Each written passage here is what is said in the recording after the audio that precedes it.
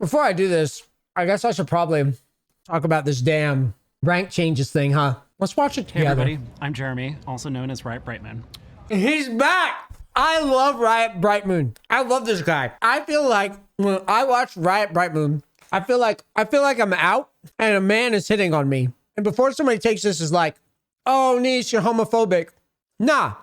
Gay dude hits on me, I'm flattered. Thank you very much. I am so flattered. I'm not gonna blow you, but I appreciate the sentiment. And every time I watch Riot Brightmoon do a fucking rundown, it's like he is making love to all of us through the camera. You know what I mean? Look at him. Hey folks, I'm Look Andre, at his also known. face. I've never seen a person who looks like he wants to mac on you, but that there's like, you know when people say like, someone has like a bitchy resting face? I feel like Riot Brightmoon has a resting macking face. Like he is macking on you. He's hitting on you like constantly. I love it. It's my Today favorite. is Thursday, I love May this. 25th. Before that though, let's talk about a few updates to Ranked and Clash. Right now, the majority of ranked players are silver and below. We think that distribution is too skewed towards the lower end of the spectrum. So we're going to be changing our ranked distribution. So what we're doing is adding a new tier, Emerald, between Platinum and Diamond. Well, let's By talk about clicking- what he just said. What I think.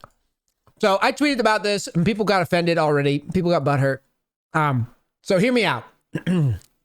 So I tweeted, I said, unless you are diamond or higher, the rank change coming is a placebo to make you feel like you have improved at League of Legends. You will now be ranked higher. Gold star for you. Who's a good boy? Basically, and here's the picture that kind of proves what I'm saying.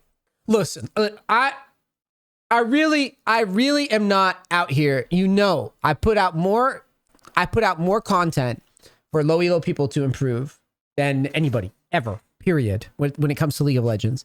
So I obviously care about you guys getting better at the game and understanding the game better. Do I think this is, do I think this is necessary or anything? No. And here's why. So I have a couple of like questions with this. First of all, we're on like year 10 and they've known about this rank distribution thing for a long time. And the master, they're not even including in here that there's a master tier, a grandmaster tier, and the upper tier. They've got iron obviously down at the bottom, but like all they're doing is they're going to spread out the rank roughly even across the introductory, what I consider to be before you've beaten the game tiers, right? I say beating the game is diamond. You get to diamond, anything you're doing beyond that is just, you're being weird. You're making content. You're trying to ego people. I mean, maybe you're aspiring to be a pro player. Maybe you like ball torture. I don't know. But once you get to diamond, there's really no point unless you're doing something with it. My biggest complaint comes from the fact that they keep doing this and adding these like goofy divisions. For the majority of players that play ranked, at least from what I can tell, most players don't even play that much. And I feel like this is one of those Riot moments where we're talking out of both ends. Because when I look at most players that play ranked right now, I don't even know if I would call it smurfing, but I feel like most players are playing in the realm of 20 to like 80 games a season. And they're going to land in the same spot, give or take anyways. So this just seems like it's almost like a rebrand, right? And Riot does this stuff all the time, year after year, because this is basically game dev 101. Game dev does not want you to think that you're getting worse at the game that you play. But no matter how you slice it, people have criticized me in the past and said like, oh, the game is harder. I don't know if it's like crazy harder, but there's no denying that every year it does get slightly harder. So pretty much every random player that's actively playing should probably be getting, unless they're actively playing, I feel like the majority of players would be getting slightly worse unless they're keeping up to the game. But Riot always tries to combat this in advance by putting out some sort of inflation stuff or by adding a new rank. I mean, once so many players got into bronze, they're like, oh, the bronze players feel bad, so we got to have iron. The gold players are feeling bad now, so we've got to add emerald, right? I feel like this is, again, just it's just confusing. That's really what it boils down to. It's confusing. What the fuck is emerald? What is platinum? What is gold? What is silver? What is iron? Like all these ranks, it's been about the same rank structure for as long as I can remember. And if you're going to keep doing this, right? If you're going to keep doing this, I really, really do hope this is like the last time that they do it. That's what I'm thinking. Because adding these new tiers is just so... It's messy. I have a conversation with somebody who's played League of Legends 6 years ago. When I tell them that I'm in gold, what the fuck does that mean anymore, right? It's messy. And you're saying, well, NEACE, that just seems like you're being petty for no reason. I don't think I am. I feel like they want you to feel with these little icons. They want you to look at these icons and think, I need the icon, right? But in reality, all these things would have been fixed if they had just did away with stuff like we said to begin with and just did like a proper ELO system, plus 20, minus 20, plus 20, minus 20, and then put the icons above and below those ranks. They're even still making this more cluttered because, yes, there's no promotion, right? You don't have the promotion series, the promo series, but you do have the demotion protection. So hear me out. If I go to Diamond, I'm in Diamond with this new system. There's no promotion to Diamond. But if I drop below that threshold, I don't immediately get demoted to Emerald. Do you understand what I'm getting at here? So again, artificial clutter that makes weird LP gains and losses and all this stuff and confusion with alternate accounts and all this. It just makes it more chaotic and harder to understand. Like, with my climbing, am I losing? Like, well, I don't even understand what's happening. I feel like, you know, until Riot just goes ahead and just makes it like chess, where it's just like you get 20 points, you lose minus points, 20 points. They keep trying to keep in these little weird gimmicky conditionals with like the demotion stuff. That's always just going to make the ladder cluttered for no other reason. So how do I feel about it? I think it's cool, I guess, but it just feels like it's too little too late. The ladder's already been kind of established as what it is. And now Emerald just sounds like they're throwing in colors for no reason. I'm in the Ruby tier. I'm in the Sapphire tier. So yeah, that's my thought. Promos in League. No more promos. Okay, I know it's been a minute since we've talked about Clash. I have never played Clash, I confess. Never done it. So this is cool though. I mean, I guess. Stephanie 100-piece Nuggets Leung, the new lead. 100-piece nuggets. As you know, we have ASUs in progress for Lee Sin and Teemo, and I wanted to give you guys an update on them today. For Teemo, we're aiming to bring him up to modern standards by updating his spell animations and giving him a more expressive face. I like this girl doing presentation. She is like not, you know what I mean? She's not cringe. I don't like skins at all, but in terms of like presenters, she's pretty good. What's the outro? You guys saying anything? Jackson's Corner updates, first rank split, and then ranked open. Riot Brightmoon macking on you with his eyes, and that's all. Okay. I mean, I guess, yeah, I guess the split does end soon. Damn. Okay, so we gotta, yeah, if the split ends soon, we have to keep working out this Hecarim stuff. Yeah, Emerald is plat. Yeah, basically. That is a good summary of it. So for those who don't know, I study this guy's VODs because I'm trying to get better at team fighting. I've already done this a few times. I'm doing it again just to kind of like see, you know, random situations this guy bumps into. I'm kind of stalking this dude because I want to see how he plays out games with different situations that he's dealt. I want to see if he ever changes his builds. He doesn't seem to. That's what I like. I like when builds are the same. All right, so he loves to start on chickens. He's facing a Zac. I'm going to try to get into his head and think what he's thinking and pause and start. Without have seeing the VOD, I'm going to try to put myself in his position. So this ward is interesting. I've never seen him do that. Maybe he does every time, but I've never noticed. He wards chickens right away. And then he goes to start his chickens. I have a hunch he's going to clear down like he always does. And he's going to go to golems. Well, let's pause right here because we got to assess what's going on. All right, lanes are pretty dry for the most part. He's going to go to his hard left and he's going to recall.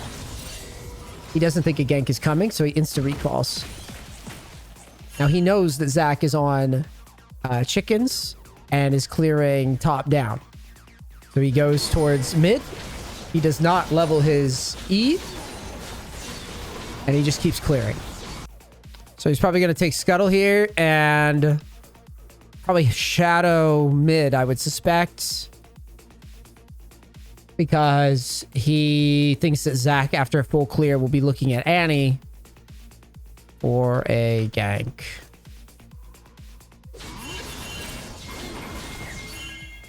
There's the gank.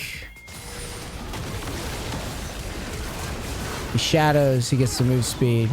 He GTFOs. Twitch with the counter.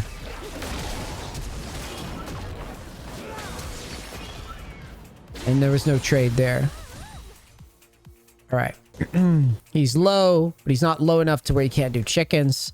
And chickens are right next door to him. So he's probably going to do chickens into golems into a recall.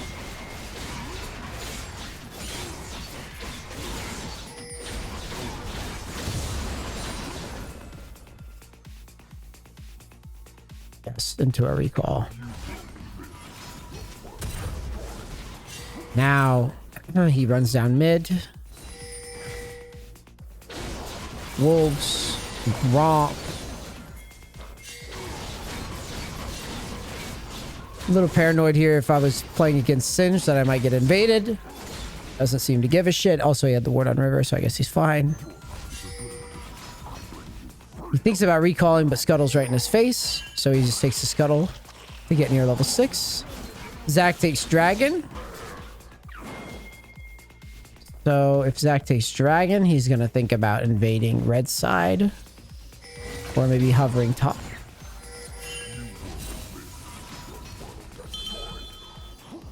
Another ward on chickens there. And he just recalls. There's nothing to take. Now we're 6. Chickens are up. He's got the ward for Zac.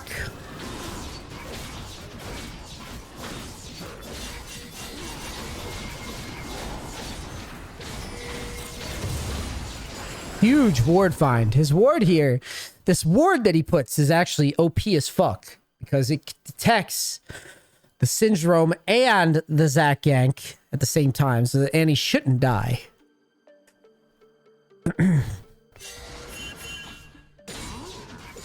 We take that very seriously. Shows on vision, bit of a misplay. Zac decides he's gonna fucking dive anyways. And instead of ulting in, he ults out, which is kind of this dude's forte. He's very, very good at fight selection. He knows that he's not gonna trade out for shit. So he just tries to save the Annie as best he can, ults out, keeps clearing.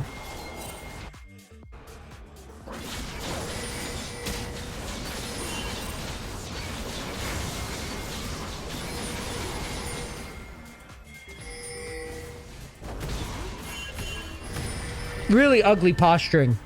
I do not see how we ever win this.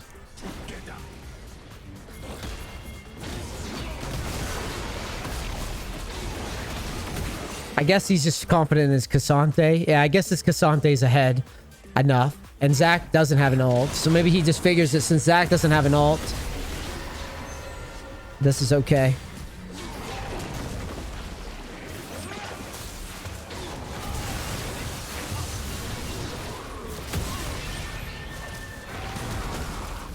Yeah, see, this is one of those like hindsight hero moments where I feel like this is a mistake. I didn't love the posturing to begin with. I said it going into it. And I think the result was about as expected as it could be. You're never getting out, I guess, as Hecarim here, no matter what you do. So technically, the ultimate play, the like Mega Mind play, would have been to just bail after you get the kill or try to smite steal while moving upriver. But he used his E offensively there. So pretty calm open though overall. Oh, I missed that play. So he dies. He comes down mid after he spawns.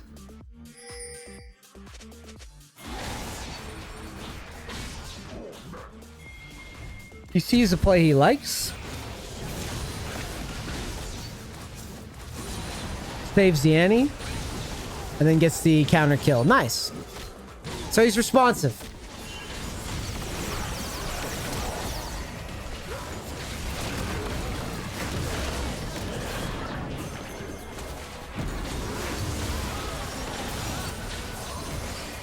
Played a little wild there. Gets the kill on bot lane. Let's see how he got to bot lane from top. So he went mid. He got the kill on Singed. As he's clearing down, he's looking at bottom. And he's queuing as he moves to the left. He sees Zac and he simply just shows up.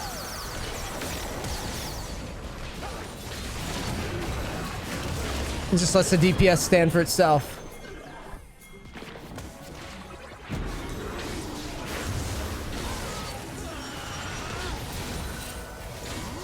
Almost gets killed.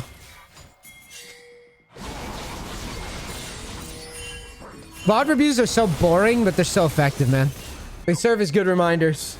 So same thing here. He farms, he's clearing.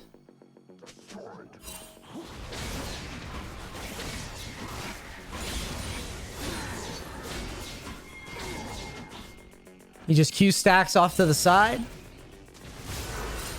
Thinks that he can get the kill, and he goes for it.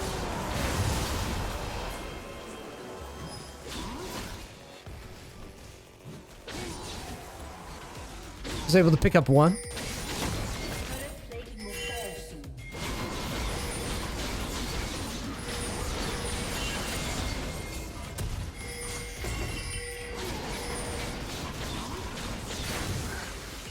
Responds again to the action in mid. Thinks he can pick up a kill and bounce. Does not go for it.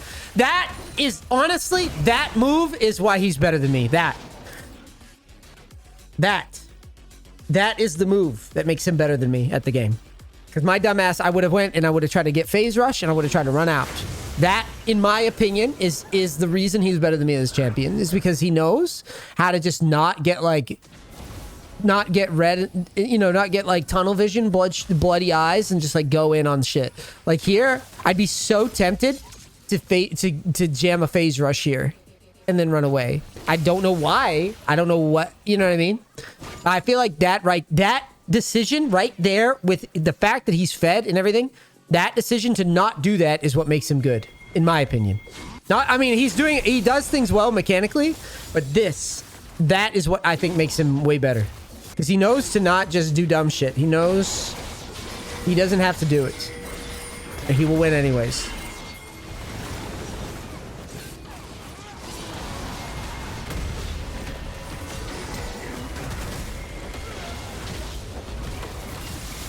Good spacing here while waiting for E.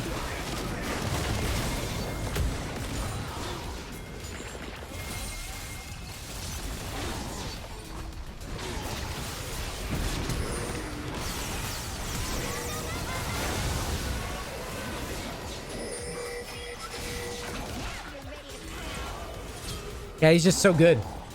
Need to be willing to say no. That's really the takeaway. You need to be willing to say no. That is what it is. He's just very, very, very, very good at being patient. That's what it is. I have to get that good at that in order for this to work. Or in order to even figure out what remotely this strategy could climb to in Korea. I got it in my head.